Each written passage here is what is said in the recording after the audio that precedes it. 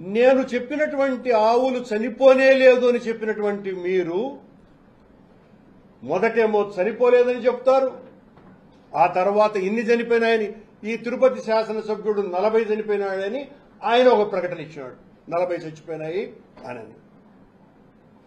ఇంకొక ఆయన బీజేపీ అని, తెలుగు బీజేపీ నాయకుడు, ఆయన కూడా ఇలాంటి మాటలే మాట్లాడడం కూడా జరిగింది. ఏది నిజం? అంటే నేను చేసినటువంటి ఒక నిజమైన ఆరోపణ మీ గుండెల్లో గుబులు కుట్టించి భయపడి మీ ఇష్టం వచ్చినట్టుగా మాట్లాడుతున్నారు. నిన్న అధ్యక్షుడు నాయుడు గారు మాట్లాడుతూ నీ అంతు చూస్తా, నీ మీద క్రిమినల్ కేసులు పెడతాం, రాష్ట్రమంతా పెడతాము అని అన్నాడు. అంటే రాష్ట్రమంతా పెడతాము అని అంటే, ఓ రాష్ట్రమంతా పెడతామంటే అర్థం ఏందో అర్థమైపోయింది. అంటే మీరు పనిగట్టుకొని మీకు నచ్చనటువంటి వాళ్ళ మీద కేసులు పెడతారు అని.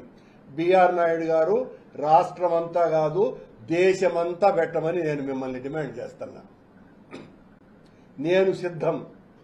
నేను భగవంతుని పట్ల మీ నిర్వాకాన్ని ఎదిరించినందుకు, నిలువరించే ప్రయత్నం చేస్తున్నందుకు మీరు నా మీద కేసులు పెడితే, నేను జైలుకు పోతే వెంకటేశ్వర స్వామి భక్తునిగా ఆనందంగా అనుభవిస్తా ఆ జైలు జీవితాన్ని. ఎన్ని కేసులైనా పెట్టుకోండి.